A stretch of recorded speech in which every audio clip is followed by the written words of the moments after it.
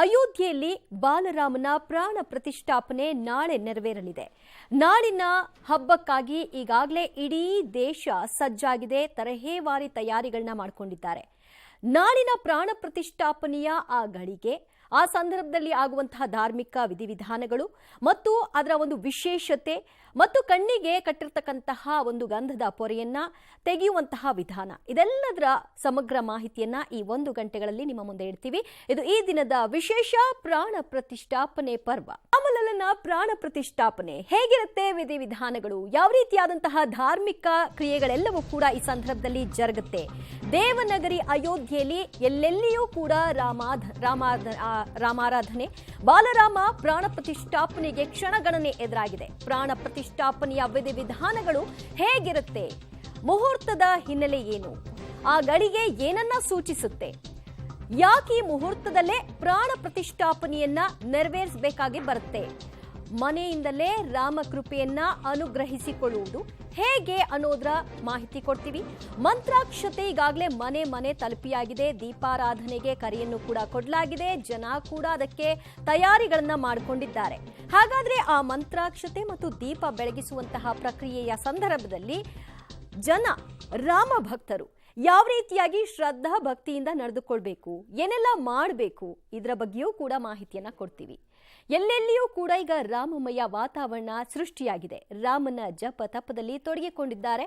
ನಾಳಿನ ಹಬ್ಬಕ್ಕಾಗಿ ಈಗಲೇ ಎಲ್ಲರೂ ಸಾಮಾನ್ಯವಾಗಿ ಮನೆಗಳಲ್ಲಿ ಹಬ್ಬ ಅಂತ ಅಂದಾಗ ಮನೆಯನ್ನ ಶುಚಿಗೊಳಿಸುವಂಥದ್ದು, ಸಿಹಿ ತಿನಿಸುಗಳನ್ನ ಮಾಡಲಿಕ್ಕೆ ತಯಾರಿಗಳನ್ನ ಮಾಡ್ಕೊಳ್ಳೋದು, ಇದು ಆಲ್ರೆಡಿ 1 ತಿಂಗಳಿಂದಲೇ ಆರಂಭಗೊಂಡಿದೆ ಅಂದ್ರೂ ಕೂಡ ತಪ್ಪಾಗಲ್ಲ. 500 ವರ್ಷಗಳ ಬಳಿಕ ರಾಮಲಲ್ಲ ತನ್ನ ಜಾಗದಲ್ಲಿ ಭದ್ರವಾಗಿ ಪ್ರತಿಷ್ಠಾಪನೆ ಆಗ್ತಾ ಇದೆ. ಸೊ ಈ ಸಂದರ್ಭದ ಸಮಗ್ರ ಮಾಹಿತಿಗಳನ್ನ ಕೊಡ್ತೀವಿ. ನಮ್ಮ ಜೊತೆಗೆ ವಿಶೇಷ ಅತಿಥಿಗಳು ಕೂಡ ಜಾಯ್ನ್ ಆಗ್ತಾ ಇದ್ದಾರೆ. ಅತಿಥಿಗಳು ಏನ್ ಹೇಳ್ತಾರೆ ಈ ಒಂದು ವಿಶೇಷತೆ ಕುರಿತಾಗಿ ತಿಳ್ಕೊಳ್ಳೋಣ. ಡಾಕ್ಟರ್ ಪ್ರಸನ್ನಾಚಾರ್ಯ ಕಟ್ಟಿ, ಆಧ್ಯಾತ್ಮಿಕ ಚಿಂತಕರು. ಗುರುಗಳೇ ನಮಸ್ತೆ, ಕಾರ್ಯಕ್ರಮಕ್ಕೆ ಸ್ವಾಗತ. ನಮಸ್ಕಾರ. ಇನ್ನು ಯತೀಶ್, ಶಿಲ್ಪಶಾಸ್ತ್ರ ಅಧ್ಯಯಿ, ಇವ್ರು ನಮ್ಮ ಜೊತೆಗಿದ್ದಾರೆ. ಸೊ ಈ ಸಂದರ್ಭದಲ್ಲಿ ಎಲ್ರಿಗೂ ಕೂಡ ಕುತೂಹಲ ಇರೋದು, ಸಾಮಾನ್ಯವಾಗಿ ಯಾಕೆ ಕಣ್ಣಿಗೆ ಪಟ್ಟಿಯನ್ನ ಹಾಕಿದ್ದಾರೆ, ಗಂಧದ ಪೊರೆಯನ್ನ ಹಾಕಿದ್ದಾರೆ, ಅದರ ಬಗ್ಗೆ ವಿಶೇಷವಾಗಿ ಮಾಹಿತಿಯನ್ನು ಹಂಚಿಕೊಳ್ತಾರೆ. ನಮಸ್ತೆ, ಕಾರ್ಯಕ್ರಮಕ್ಕೆ ಸ್ವಾಗತ. ಸೊ ಇನ್ನು ಬೆಳಗಾವಿಯಿಂದಲೂ ಕೂಡ ನಮ್ಮ ಜೊತೆಗೆ ಜ್ಯೋತಿಷ್ಯ ವಿದ್ವಾಂಸರು ನಮ್ಮ ಜೊತೆಗೆ ಜಾಯ್ನ್ ಆಗ್ತಾ ಇದ್ದಾರೆ. ಇವರು 3 ವರ್ಷಗಳ ಹಿಂದೆನೆ ನಮಗೆ ಮಾತಿಗೆ ಸಿಕ್ಕಿದ್ರು. ಆಗ ಯಾಕೆ ಮಾತಿಗೆ ಸಿಕ್ಕಿದ್ರು, ಈಗ ಮತ್ತೆ ಯಾಕೆ ಮಾತಿಗೆ ಸಿಗ್ತಾ ಇದ್ದಾರೆ, ಆ ವಿಶೇಷತೆಯನ್ನು ಕೂಡ ಹಂಚಿಕೊಳ್ತಾರೆ. ವಿಜಯೇಂದ್ರ ಶರ್ಮಾ ಅವರು, ನಮಸ್ತೆ, ತಮಗೆ ಕಾರ್ಯಕ್ರಮಕ್ಕೆ ಸ್ವಾಗತ. ನಮಸ್ಕಾರಮ್ಮ. ನಮಸ್ಕಾರ ಎಲ್ಲರಿಗೂ ನಮಸ್ಕಾರ. ಓಕೆ ವಿಜಯೇಂದ್ರ ಶರ್ಮಾ ಅವರೇ, ಈ ಮುಹೂರ್ತದ ಬಗ್ಗೆ ಮತ್ತು ಹಿಂದೆ ನೀವು ಹಾಕಿಕೊಟ್ಟಂತಹ ಮುಹೂರ್ತದ ಬಗ್ಗೆ ನಾನಿವತ್ತು ಮಾತನಾಡಲೇಬೇಕು. ನಮ್ಮ ಕರ್ನಾಟಕದ ಪಾತ್ರ ಅಯೋಧ್ಯೆಯ ರಾಮ ಮಂದಿರದ ಈ ಪ್ರಾಣ ಪ್ರತಿಷ್ಠಾಪನೆಯ ಹೊತ್ತಿನಲ್ಲಿ ಬಹಳಷ್ಟು ವಿಚಾರಗಳು ಈಗ ಪ್ರಜ್ವಲಿಸ್ತಾ ಇದೆ. ಅದರಲ್ಲಿ ಪ್ರಮುಖವಾಗಿ ತಮ್ಮ ವಿಷಯವಾಗಿಯೂ ಕೂಡ ನಾವು ಮಾತನಾಡಬೇಕು. ಕಾರಣ, ಅವತ್ತು ಭೂಮಿ ಪೂಜೆಗೆ ನೀವು ಸಮಯವನ್ನ ಹಾಕಿಕೊಟ್ಟಿದ್ರಿ. ಇವತ್ತು ಪ್ರಾಣ ಪ್ರತಿಷ್ಠಾಪನೆಗೆ ಮುಹೂರ್ತವನ್ನ ಹಾಕಿಕೊಟ್ಟಂತೆ ನಾಳೆ ಪ್ರಾಣ ಪ್ರತಿಷ್ಠಾಪನೆ ನೆರವೇರ್ತಾ ಇದೆ. ಈ ವಿಶೇಷವಾಗಿ ತಮಗೆ ಏನು ಅನ್ನಿಸ್ತಾ ಇದೆ? ಮನಸ್ಸಿಗೆ ಸಮಾಧಾನವಾಗಿದೆ, ಸಂತೋಷವಾಗಿದೆ. ಇಂಥ ಐತಿಹಾಸಿಕ ಸಂದರ್ಭದಲ್ಲಿ ನಮ್ಮಿಂದ ದೇವರು, ಗುರುಗಳು, ಹಿರಿಯರು ಈ ಸೇವೆಯನ್ನು ತೆಗೆದುಕೊಳ್ತಾ ಇದ್ದಾರೆ ಎಂಬುದಾಗಿ ಮನಸ್ಸಿಗೆ ಸಮಾಧಾನವಾಗಿದೆ. ತಮ್ಮ 58 ವರ್ಷಗಳ ಈ ಒಂದು ವೃತ್ತಿ ಸಾರ್ಥಕತೆಯ ಭಾವವನ್ನು ಮೂಡಿಸ್ತಾ ಇರಬಹುದು ಅಂತ ಅನ್ಕೊಳ್ತೀನಿ. ಬಹುಶಃ ತಮ್ಮ ಇಡೀ ಈ ಒಂದು ವೃತ್ತಿ ಜೀವನದಲ್ಲಿ ತಮಗೆ ಇದೊಂದು ಮೈಲ್ ಸ್ಟೋನ್ ಅಂತ ಹೇಳ್ತಾರಲ್ಲ, ಅದು ಅಂತ ಹೇಳ್ತೀರಾ? ಹೌದು, ಅವಶ್ಯವಾಗಿ. ನನ್ನ ಆಯುಷ್ಯದಲ್ಲೇ ಇದು ಸುವರ್ಣ ಘಳಿಗೆ. ಇಂತಹ ಮಹಾಸೇವೆಗೆ ಅವಕಾಶ ಸಿಕ್ಕಿದೆ. ಅದಕ್ಕೆ ಕಾರಣ ಅಂತಂದ್ರೆ, ಇದು ಇಲ್ಲಿ ಕುಳಿತಂತಹ ಇದು ಸ್ಥಳ ಜಾನಕಿ ಹೊಂಡ. ಜಾನಕಿ ಸೀತಾದೇವಿ, ನಮ್ಮಮ್ಮ ಜಗನ್ಮಾತೆ, ಇಲ್ಲಿ ತಪಶ್ಚರ್ಯ ಮಾಡಿದಂತಹ ಸ್ಥಳ. ಈ ತಪಶ್ಚರ್ಯದ ಮತ್ತೆ ಸ್ಥಾನದ ಮಹಿಮೆಯಿಂದ 2 ಮುಹೂರ್ತಗಳನ್ನು ಕೊಡ್ತಕ್ಕಂತಹ ಸೌಭಾಗ್ಯ ನನಗೆ ಬಂದಿದೆ ಎಲ್ಲರ ಜೊತೆಗೆ ಅಂತ ನಾನು ಭಾವಿಸ್ತಾ ಇದ್ದೇನೆ. ಸೊ ನೀವು ಮುಹೂರ್ತ ಹಾಕೊಟ್ಟಿದ್ದಕ್ಕೆ, ಆ ಮುಹೂರ್ತದಲ್ಲೇ ಇದು ಆಗ್ತಾ ಇರೋದಕ್ಕೆ ನಮಗೆ ನಿಜವಾಗ್ಲೂ ಹೆಮ್ಮೆ ಇದೆ. ಆದರೆ ನಾನು ಮೊದಲನೇದಾಗಿ ಕೇಳ್ತೀನಿ, ತಾವು ಇದು ಒಂದೇ ಮುಹೂರ್ತ ಹಾಕ್ಕೊಟ್ಟಿದ್ರಾ ಅಥವಾ ಇದರ ಜೊತೆಗೆ ಬೇರೆ ಮುಹೂರ್ತಗಳನ್ನು ಕೊಟ್ಟಿದ್ರಾ? ಇದನ್ನೇ ಯಾಕೆ ಆಯ್ಕೆ ಮಾಡಿಕೊಂಡಿದ್ದಾರೆ? ಈ 5ರ ಮಹತ್ವ ಏನು? ನಾನು ಕೊಟ್ಟದ್ದು 18ನೇ ತಾರೀಕು ಮತ್ತೆ 22, 25 3 ಮುಹೂರ್ತಗಳನ್ನ ಕೊಟ್ಟಿದ್ದೇನೆ. ಅದರಲ್ಲಿ 22 ತಾರೀಕಿನ ಮುಹೂರ್ತ ವಿಶೇಷವಾಗಿದೆ. ಕಾರಣ ಅಂದರೆ ಶೋಭನ ನಾಮ ಸಂವತ್ಸರ, ಮೃಗ ನಕ್ಷತ್ರ, ಅಮೃತ ಸಿದ್ಧಿ ಯೋಗ ಇದೆ, ಮೇಷ ಲಗ್ನ ಇದೆ, ಅಭಿಜಿತ್ ಮುಹೂರ್ತ ಇದೆ, ಹಂಸ ಯೋಗ ಇದೆ, ಲಗ್ನದಲ್ಲಿ ಕೇಂದ್ರದಲ್ಲಿ ಗುರು ಇದ್ದಾನೆ.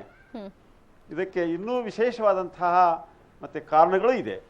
ಇದು ಅತ್ಯಂತ 60 ವರ್ಷದ ನಂತರ ಈ ಶೋಭನ ನಾಮ ಸಂವತ್ಸರ ಬಂದಿದೆ.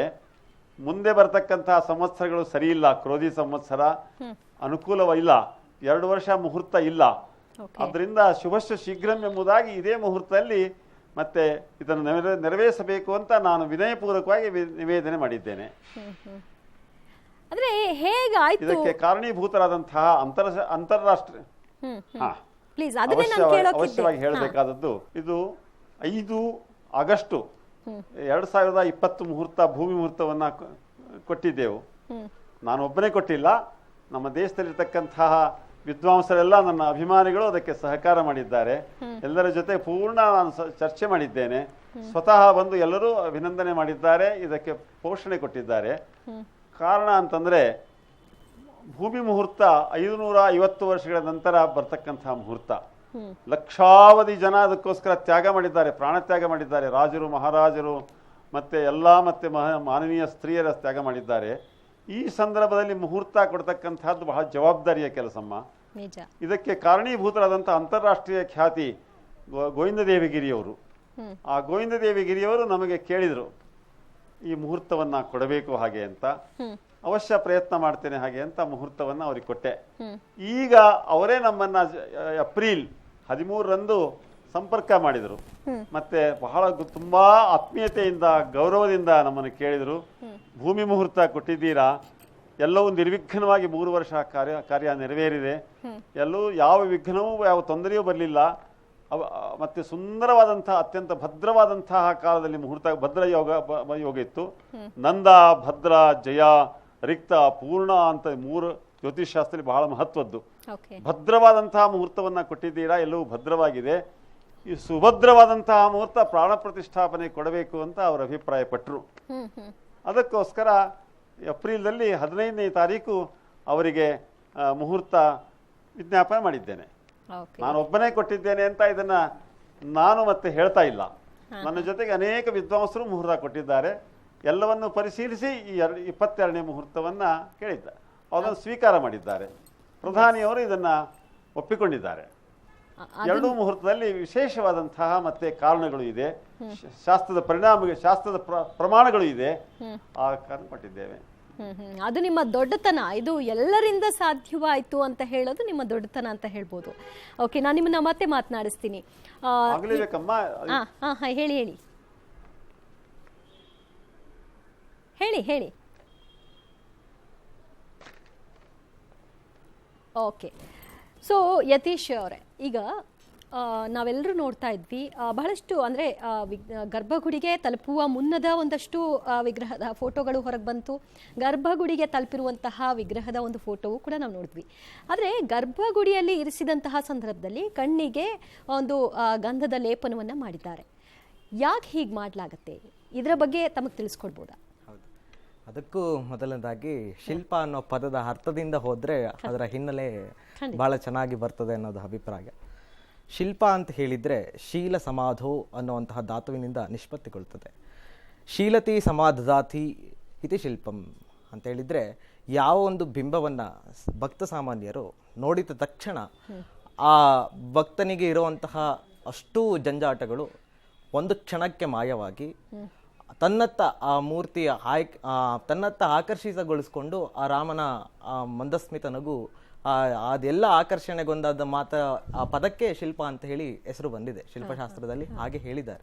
ಶಿಲ್ಪ ಅಂತ ಹೇಳಿದ್ರೇನೆ ಭಕ್ತ ಸಹಜರಿಗೆ ತತ್ವಜ್ಞಾನದ ದರ್ಶನವನ್ನು ಮಾಡುವಂಥದ್ದು. ಹಾಗಾಗಿ ಶಿಲ್ಪ ಅನ್ನುವಂಥದ್ದು ಜನಸಾಮಾನ್ಯರಿಗೆ ತತ್ವಜ್ಞಾನದ ಉದ್ದೇಶ ಮತ್ತು ಅರ್ಥವನ್ನು ಮಾಡಿಸೋದಕ್ಕೆ ನೇರವಾದಂತಹ ಕಾರಣವನ್ನು ಶಿಲ್ಪ ಬಹಳ ಪ್ರಾಮುಖ್ಯತೆಯನ್ನು ಹೊಂದುತ್ತೆ. ಆ ನಿರ್ಮಾಣ ಕಾಲದಲ್ಲಿ ಭಕ್ತರ ಒಂದು ಉದ್ದೇಶಪೂರ್ವಕವಾದಂತಹ ಏನು ರಾಮಮೂರ್ತಿ ನಿರ್ಮಾಣ ಆಗಿದೆ, ಆ ನಿರ್ಮಾಣದ ಪರ್ವಕಾಲದಲ್ಲಿ ಬಿಂಬವನ್ನ ರಚನೆ ಪೂರ್ಣಗೊಂಡಿದ ನಂತರ ನೇತ್ರೋನ್ಮೀಲನ ಅನ್ನುವಂತಹ ಒಂದು ವಿಷಯನೂ ಬರ್ತದೆ. ಆ ನೇತ್ರೋನ್ಮೀಲನದ ಪೂರ್ವದಲ್ಲಿಯೇ ಆ ಪ್ರಾಣ ಪ್ರತಿಷ್ಠಾಪನೆಯ ಸಾಕಷ್ಟು ಅಂಶಗಳು ಬರ್ತದೆ. ಮೊದಲನೇದಾಗಿ ಆ ವಿಗ್ರಹದ ಶಿಲಾಶುದ್ಧಿ ಅಂತ ಹೇಳಿ ಮಾಡ್ತಾರೆ. ಶಿಲಾಶುದ್ಧಿ ಆದ ನಂತರವೇ ಯಾವ ಶಿಲೆಯನ್ನ ನಾವು ರಾಮನ ನಿರ್ಮಾಣಕ್ಕೆ ಆಯ್ಕೆ ಮಾಡ್ಕೊಂಡಿದ್ದೀವಿ, ರಾಮ ಅಂತಲ್ಲ, ಸಹಜವಾದ ಯಾವುದೇ ದೇವತಾ ಮೂರ್ತಿಗಳನ್ನ ರಚನೆ ಮಾಡಬೇಕಾದ್ರೆ ಮೊದಲನೇದಾಗಿ ಶಿಲ್ಪಿಯಾದವನು ಶಿಲಾ ಸಂಗ್ರಹಣ ಮಾಡ್ತಾನೆ. ಶಿಲಾ ಸಂಗ್ರಹಣ ಆದ ನಂತರ ಅವನ ಶಿಲೆಯನ್ನ ಶುದ್ಧಿಗೊಳಿಸಿಕೊಂಡು ಪವಮಾನ ಸೂಕ್ತ ಇತ್ಯಾದಿ ಸೂಕ್ತಗಳನ್ನು ಉಚ್ಚಾರಣೆ ಮಾಡ್ತಾ ಶಿಲ್ಪಿಯಾದವನು ಶಿಲೆಯನ್ನ ಶುದ್ಧಿಗೊಳಿಸಿಕೊಂಡು ಆಮೇಲೆ ಸಮಶ್ಛೇದಗೊಳಿಸಿ ಕಿಲಪಂಜರ ವಿಧಾನ ಅಂತ ಹೇಳಿ ಹೇಳ್ತಾರೆ ಶಾಸ್ತ್ರದಲ್ಲಿ. ಕಿಲಪಿಂಜರ ವಿಧಾನ ಅಂತ ಹೇಳಿದ್ರೆ ಬ್ರಹ್ಮಬಿಂದು ಮತ್ತು ಸತ್ಯಬಿಂದುಗಳನ್ನು ರೇಖೆಗಳ ಮುಖಾಂತರವಾಗಿ ಸಂಧಿಸುವಂತಹ ಅತ್ಯಂತ ವಿಜ್ಞಾನಪೂರ್ವಕವಾದಂತಹ ವಿಷಯ ಅದು. ಆ ಥರದ ಸಂದರ್ಭದಲ್ಲಿ ನಿರ್ಮಾಣ ಆಗ್ತಾ ಹೋದ ಹಾಗೇನೆ ಆ ಮೂರ್ತಿ ನೈಸರ್ಗಿಕವಾಗಿ ದೈವತ್ವವನ್ನು ಪಡೀತಾ ಹೋಗ್ತದೆ. ಪ್ರತಿ ಹಂತದಲ್ಲೂ ಭಗವಂತನೇ ತಾನು ಅಂತ ಹೇಳಿ ಆ ಶಿಲ್ಪಿ ಮನನ ಮಾಡ್ಕೊಳ್ತಾ, ಅದಕ್ಕೆ ಶಾಸ್ತ್ರದಲ್ಲಿ ಹೇಳಿದ್ದಾರೆ, ರೂಪೇಣೈವ ಧ್ಯಾಗಂತೆ ತದ್ದೈವತಂ ರೂಪಮೈವ ತಚ್ಚಿಲ್ಪಂ ಅಂತ ಹೇಳಿ. ಮನಸ್ಸಿನಲ್ಲಿ ಮನನ ಮಾಡ್ಕೊಳ್ತಾ ವಿಗ್ರಹವನ್ನು ರಚನೆ ಮಾಡಿದಾಗ ಮೊದಲನೇದಾಗಿ ಶಿಲ್ಪಿಯೇ ಭಗವಂತನ ಸ್ವರೂಪವನ್ನು ತನ್ನ ಮನಸ್ಸಿನಲ್ಲಿ ಸಾಕ್ಷಾತ್ಕಾರಗೊಳಿಸ್ಕೊಂಡಿರ್ತಾನೆ. ಇತ್ತೀಚೆಗೆ ಸಂದರ್ಶನದಲ್ಲಿ ನೋಡಿದ ಹಾಗೆ ಆ ಶಿಲ್ಪಿಗಳು ಅದೇ ಮಾತನ್ನು ಹೇಳಿದ್ದಾರೆ, ತಾನು ಕೆಲಸ ಮಾಡಲಿಲ್ಲ, ಭಗವಂತನ ತನ್ನಲ್ಲಿ ಕೈಯಲ್ಲಿ ಕೆಲಸ ಮಾಡಿಸ್ಕೊಂಡಿದ್ದಾನೆ ಅಂತ. ಅದರ ಅರ್ಥವೇ ಹೀಗೆ, ಶಾಸ್ತ್ರ ಪ್ರಮಾಣವಾದಂತಹ ವಾಕ್ಯವೇ ಅದಕ್ಕೆ ಹೇಳಿ ಆಗಿದೆ. ಅದನ್ನ ಅವರು ಸುಸ್ಪಷ್ಟವಾಗಿ ವ್ಯಾಖ್ಯಾನಿಸಿದ್ದಾರೆ. ಆ ಥರದ ಮೂರ್ತಿಯ ನಿರ್ಮಾಣ ಆದ ನಂತರ ಮುಂದಿನ ಹಂತದಲ್ಲಿ ಪ್ರತಿಷ್ಠಾಪನೆಗೆ ಸಿದ್ಧಗೊಳ್ಳುತ್ತೆ. ಪ್ರತಿಷ್ಠಾಪನೆ ಸಿದ್ಧಗೊಳ್ಳದ ಮೊದಲು ಎಲ್ಲ ಹಂತಗಳಲ್ಲಿಯೂ ವಿಗ್ರಹದ ರಚನೆಗಳು ಪೂರ್ಣಗೊಂಡಿದ್ದಾದ ನಂತರನು ನೇತ್ರೋನ್ಮೀಲನ ಅನ್ನುವಂತಹ ಒಂದು ಪ್ರಮುಖ ಘಟ್ಟದಲ್ಲಿ ಶಿಲ್ಪಿಯ ತನ್ನ ಕೆಲಸವನ್ನ ಪೆಂಡಿಂಗ್ ಇಟ್ಟಿರ್ತಾನೆ. ಕೆಲಸವನ್ನ ಅವರು ಸ್ವಲ್ಪ ನಿಧಾನಗೊಳಿಸ್ತಾರೆ. ಆಮೇಲೆ ಪ್ರತಿಷ್ಠಾಪನೆ ಪೂರ್ವದಲ್ಲಿ ಜಲಾದಿವಾಸವನ್ನು ಮಾಡ್ತಾರೆ. ಜಲಾದಿವಾಸ ಅನ್ನೋದು ಇದಕ್ಕೆ ಮೂರ್ತಿಗೆ ಜಲಾದಿವಾಸವನ್ನು ಮಾಡ್ತಾರೆ, ಕ್ಷೀರಾದಿವಾಸವನ್ನು ಮಾಡ್ತಾರೆ. ಕ್ಷೀರಾದಿವಾಸವನ್ನು ಮಾಡೋದಕ್ಕೆ ಕಾರಣ ಅದನ್ನ ಒಂದು ದಿನ ಮುಂಚಿತವಾಗಿಯೇ ಮಾಡ್ಕೊಳ್ತಾರೆ. ಆ ದಿನನೇ ಈ ಪ್ರತಿಷ್ಠಾ ಸಮಯ ಇದೆಯಲ್ವಾ, ಅದಕ್ಕೆ ಮುಹೂರ್ತ ನಿರ್ಣಯ ಆಗಿ ಇಂದಿಷ್ಟು ದಿವಸ ಪ್ರತಿಷ್ಠಾಪನೆಯನ್ನು ಮಾಡ್ಬೇಕು ಅನ್ನೋದು ಅದು ಆಗಮ ಸಿದ್ಧಾಂತ. ಅಂದ್ರೆ 4 ದಿವಸವೋ ಜಲಾದಿವಾಸ ಇದ್ರ ಬಗ್ಗೆ ಬಹಳಷ್ಟು ತಿಳ್ಕೊಳ್ಬೇಕು. ಮತ್ತೆ ನಾನು ನಿಮ್ಮನ್ನ ಮಾತನಾಡಿಸ್ತೀನಿ. ಮುಹೂರ್ತ ಅಂದ್ರೆ ಏನು, ಈ ಮುಹೂರ್ತ ಏನಿದೆ ಇದರ ವಿಶೇಷತೆ ಏನು, ಅದರ ಬಗ್ಗೆ ತಿಳಿಸ್ಬೋದಾ? ಎರಡು ಪ್ರಶ್ನೆಗಳಿದೆ. ಮುಹೂರ್ತ ಅಂದ್ರೆ ಏನು, ಈ ಮುಹೂರ್ತದ ವಿಶೇಷತೆ ಏನು ಅಂತ. ಸಾಮಾನ್ಯವಾಗಿ ಮುಹೂರ್ತ ಶಬ್ದದ ಅರ್ಥವನ್ನು ತಿಳಿದುಕೊಳ್ಬೇಕು. ನಾವು ತಿಳಿದುಕೊಳ್ಳೋ ಮುಂಚೆ ಮನೆಯಿಂದ ಹೊರಟು ತುಂಬಾ ದೂರದಿಂದ ಬಂದು ಇಲ್ಲಿವರೆಗೂ ಎಲ್ಲಿ ನೋಡಿದ್ರು ರಾಮನೇ ಕಾಣಿಸ್ತಾ ಇದ್ದಾನೆ. ಅಯೋಧ್ಯೆಯಲ್ಲಿ ಅಷ್ಟೇ ಇದ್ದಾನೋ ಅಥವಾ ಇಲ್ಲಿ ಬಂದ್ಬಿಟ್ಟಿದ್ದಾನೋ ರಾಮ ಅನ್ನೋ ತರ. ರಾಮ ಪುರಸ್ತಾತ್ ಪುರತೋಪಿ ರಾಮ ರಾಮ ಪರಂಧಿಕ್ಷು ವಿಧಿಕ್ಷು ರಾಮ ರಾಮೈನಂತೈರಿತಿ ವಿಶ್ವರೂಪೋ ನಿಘ್ನನ್ನ ರಾತಿನ್ ವಿರ ರಾಜರಾಮ ಅಂತ ಶಾಸ್ತ್ರದಲ್ಲಿ ತಿಳಿಸಿದ್ದಾರೆ. ಮಣಿಮಂಜರಿ ಅಂತ ಒಂದು ಗ್ರಂಥ, ಅದರಲ್ಲಿ ಹೇಳ್ತಾರೆ ಎಲ್ಲಿ ನೋಡಿದರೆ ಅಲ್ಲೆಲ್ಲ ರಾಮ ಅಂತ. ಹಾಗೆ ಇಡೀ ನಮ್ಮ ಅಯೋಧ್ಯೆ, ನಮ್ಮ ಬೆಂಗಳೂರು, ನಾವು ಮನೆಯಿಂದ ಬರುವಾಗಲೇ ಹೀಗಿದೆ ಅಂದರೆ ಪರಿಸ್ಥಿತಿ, ಅಯೋಧ್ಯೆ ಇನ್ನು ಹೇಗಿರಬೇಕು? ಈ ವಿಶ್ವದಾದ್ಯಂತ ರಾಮ ಭಕ್ತಿದ್ದಾರೆ, ಅಲ್ಲೆಲ್ಲ ಕಡೆ ಹೇಗಿರಬೇಕು ಅಂತ. ಆ ನಿಟ್ಟಿನಲ್ಲಿ ದಾಸರು ಹೇಳ್ತಾರೆ, ಇಲ್ಲಿ ನೋಡಲು ರಾಮ, ಅಲ್ಲಿ ನೋಡಲು ರಾಮ, ಎಲ್ಲಿ ನೋಡಿದರೆ ಅಲ್ಲೆಲ್ಲೆಲ್ಲೂ ರಾಮ ಅಂತ. ಹಾಗೆ ಸಂಪೂರ್ಣ ರಾಮಮಯವಾಗಿದೆ ನಮ್ಮ ಇಡೀ ಭರತ ಭೂಮಿ, ಇಡೀ ವಿಶ್ವ ರಾಮಭಕ್ತರು ಇರುವಲ್ಲಿಲ್ಲ ರಾಮಮಯವಾಗಿದೆ. ಈ ಸಂದರ್ಭದಲ್ಲಿ ಸಾಮಾನ್ಯವಾಗಿ ಈ ವರ್ಡ್ಗೆ ಅರ್ಥಗಳು ಅಂತ, ಈಗೇನಂದ್ರೆ ಭೋಜನ ಅಂದ್ರೆ ಏನು ಅಂದ್ರೆ ಊಟ ಅಂತ ಅರ್ಥ ಅಲ್ವಾ. ಹಾಗೆ ಮುಹೂರ್ತ ಅಂದ್ರೆ ಏನು ಗೊತ್ತಾ, 48 ಮಿನಿಟ್ಸ್ ಅಂತ ಅರ್ಥ. ಆಕ್ಚುಲಿ ಮುಹೂರ್ತ ಶಬ್ದದ ಅರ್ಥ 48 ಮಿನಿಟ್ಸ್ ಅಂತ. ಯಾಮ ಅಂತ ಕರೀತಾರೆ. ಶಿವರಾತ್ರಿ ಮೊದಲಾದ ಸಂದರ್ಭದಲ್ಲಿ, ಋಷುಪಂಚಮಿ ಮುಂತಾದ ಸಂದರ್ಭದಲ್ಲಿ ಯಾಮ ಪೂಜೆಗಳು ಅಂತಾನೆ ವಿಶೇಷವಾಗಿ ಮಾಡ್ತಾರೆ. ಯಾಮ ಅಂದ್ರೆ 3 ಅವರ್ಸ್ ಅಂತ ಅರ್ಥ. ಹೀಗೆ ಒಂದೊಂದು ಕ್ರಮವನ್ನ ಹೇಳ್ತಾ ಬಂದಿದ್ದಾರೆ. ಹಾಗೆ ಮೊದಲನೇದಾಗಿ ಡೈರೆಕ್ಟ್ ಆಗಿ ಮುಹೂರ್ತ ಶಬ್ದದ ಅರ್ಥ ಅಂದ್ರೆ 48 ಮಿನಿಟ್ಸ್ ಅಂತ. ಒಂದು ಲಗ್ನದಲ್ಲಿ ಸುಮಾರು ಒಂದೊಂದು ಲಗ್ನಗಳು ಅಂತ ಬರ್ತದೆ. ನಮ್ಮಲ್ಲಿ ಎಲ್ಲ ಒಂದು ವಿಚಿತ್ರ, ಇದರಲ್ಲಿ ಜ್ಯೋತಿಷ್ಯ ಅಧ್ಯಯನ ಇತ್ಯಾದಿಗಳನ್ನೆಲ್ಲ ಮಾಡಬೇಕಾದ್ರೆ ಬಹಳ ಜಾಗರೂಕತೆಯಿಂದ ಮಾಡಿ ಅದನ್ನು ಚೆನ್ನಾಗಿ ಅರ್ಥ ಮಾಡಿಕೊಳ್ಬೇಕು. ಮಾಡಬೇಕು. ಕಾರಣ ಏನು ಅಂತಂದರೆ, ಇರುವುದು 12 ರಾಶಿಗಳು, 9 ಗ್ರಹಗಳು. ಒಂದು ಕಡೆ ಅದು ರಾಶಿಯಾಗಿ ಮಾರ್ಪಡ್ತದೆ, ಇನ್ನೊಂದು ಕಡೆ ಅದು ಮಾಸವಾಗಿ ಮಾರ್ಪಡ್ತದೆ, ಅದೇ ಇನ್ನೊಂದು ಕಡೆಗೆ ಲಗ್ನವಾಗಿ ಮಾರ್ಪಡ್ತದೆ, ಅದೇ ಇನ್ನೊಂದು ಕಡೆಗೆ ಮುಹೂರ್ತವಾಗಿ ಮಾರ್ಪಡ್ತದೆ.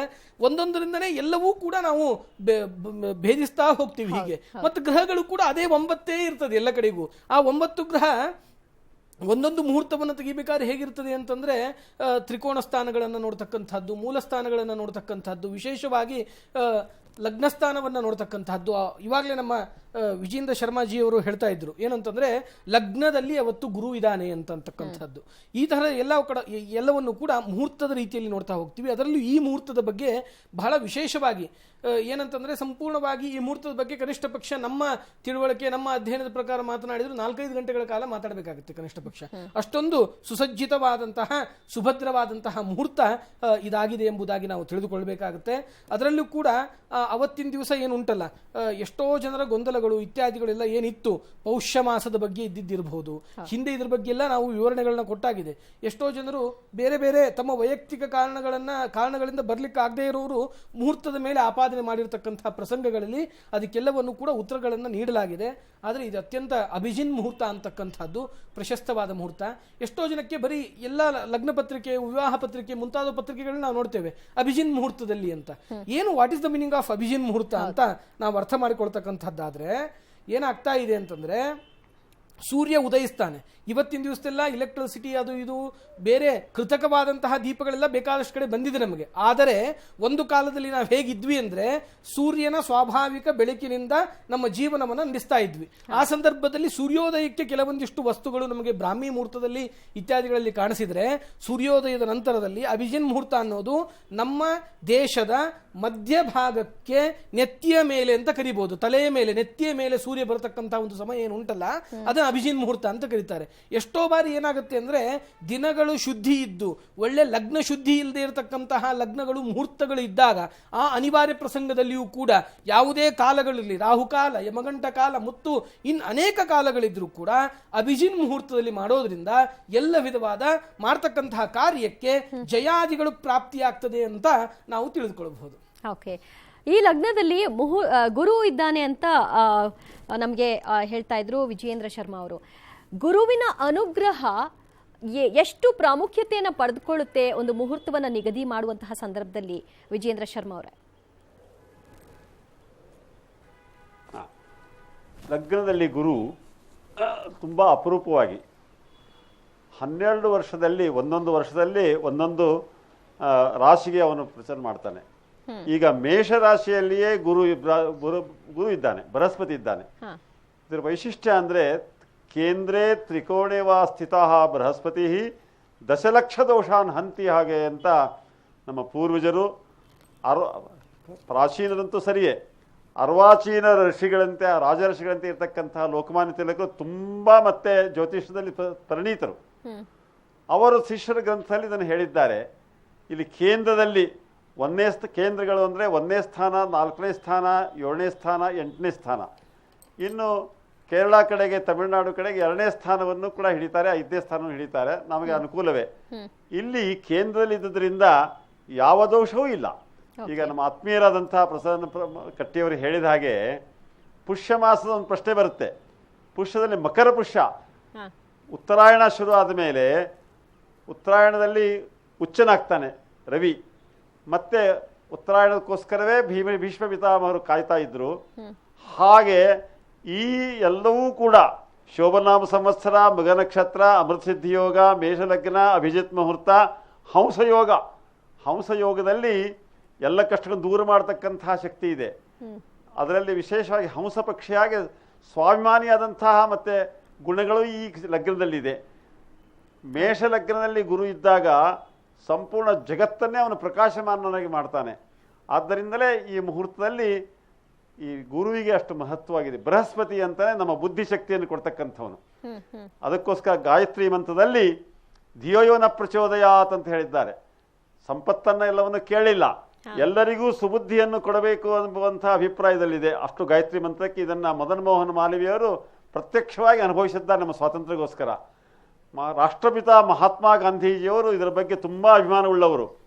ಅವರು ಸಬ್ಕೋ ಸನ್ಮತಿ ದೇ ಭಗವಾನ್ ಅಂತ ಹೇಳಿದ್ದಾರೆ. ಮಿಕ್ಕಾದನ್ನು ಹೇಳಿಲ್ಲ. ಎಲ್ಲರಿಗೂ ಒಳ್ಳೆ ಬುದ್ಧಿಯನ್ನು ಕೊಡಬೇಕಪ್ಪ ಅಂತ ಪರಮಾತ್ಮಗೆ ಪ್ರಾರ್ಥನೆ ಮಾಡಿದ್ದಾರೆ. ಈಗ ಒಳ್ಳೆ ಬುದ್ಧಿ ಹ್ರಾಸವಾಗಿದ್ದರಿಂದ, ಕಡಿಮೆಯಾಗಿದ್ದರಿಂದಲೇ ನಮ್ಮ ರಾಷ್ಟ್ರದಲ್ಲಿ, ನಮ್ಮ ಮತ್ತೆ ದೇಶದಲ್ಲಿ, ರಾಜ್ಯಗಳಲ್ಲಿ ಇದೆಲ್ಲ ಮತ್ತೆ ಅನಾಹುತಗಳು ಆಗ್ತಾ ಇದೆ. ಆದ್ದರಿಂದ ಎಲ್ಲರಿಗೂ ಒಳ್ಳೆ ಬುದ್ಧಿಯನ್ನು ಕೊಡಲಿ ಶ್ರೀರಾಮಚಂದ್ರ ಎಂಬುವಂತಹ ದೃಷ್ಟಿಯಿಂದ ನಾವು ಮತ್ತೆ ಈ ಮೇಷಲಗ್ನದಲ್ಲಿ ಕೊಟ್ಟಿದ್ದೇವೆ.